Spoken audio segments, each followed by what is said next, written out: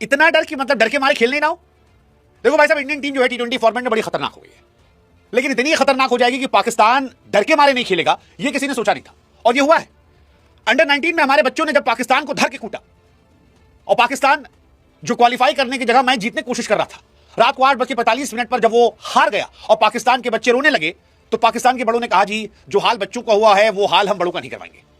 फिर बैठ के रोए, फिर मातम मनाए, फिर टीवी फोड़े, फिर बैठ के हमारे यहां पर छीछा लीडर हो। इससे अच्छा एक काम करते हैं, बांग्लादेश वाला लॉजिक लेके कहते खेलेंगे ही नहीं, खेलेंगे ही नहीं साहब, क्योंकि जब खेलेंगे ही नहीं तो काहे का हारेंगे, और फिर हम कह देंगे देखो जी हम जीत गए।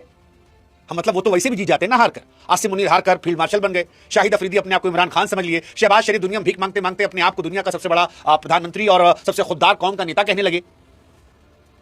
मतलब भगवान कहते ना गरीबी दे पर गलतफहमी ना दे, लेकिन पाकिस्तान को है, और इसीलिए पाकिस्तान ने फिलहाल बॉयकॉट खेलना शुरू कर दिया, क्योंकि उनके लौंडे अपने घर में जोर लगाकर भी 200 नहीं पार कर पा रहे, और हमारे वाले अब 300 के पास पहुंचने लगे हैं।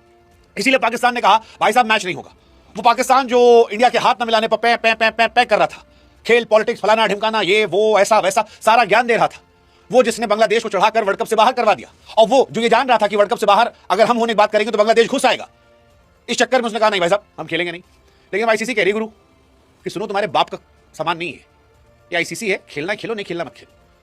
मोहसिन नकवी होंगे पाकिस्तान सरकार के मंत्री, बाबर आजम नहीं है, और नहीं खेलोगे तो बर्बाद कर देंगे, सड़क पे ले आएंगे, भीख मंगवाएंगे।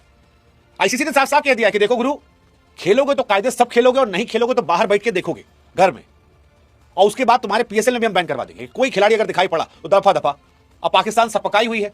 मोहसिन नकवी भले ही आसिम मुनीर की नजरों में उठने के लिए ज्ञान दे दी हूं, लेकिन आईसीसी जो है वो सख्त नियम अपनाने वाली, और 2-4 दिन के अंदर आप देखना ऐसी बैंड बजने वाली इनकी कि इनके बाप भी नहीं मना कर पाएंगे। हाँ, आईसीसी का टूर्नामेंट है, मजाक थोड़ी है, मजाक समझ रखे हैं। मतलब पाकिस्तान अपने आप में मजाक है, लेकिन यहां मजाक नहीं है। और इसीलिए एक तरफ पाकिस्तान को नॉकआउट कर दिया इंडियन अंडर 19 वर्ल्ड कप में। हमको हैरानी इस बात की है कि बच्चों की हार के बाद पाकिस्तान ने फैसला किया, तो बच्चों की मना करवा देते, कहते नहीं खेलेंगे, इंडिया वॉकआउट ले लो।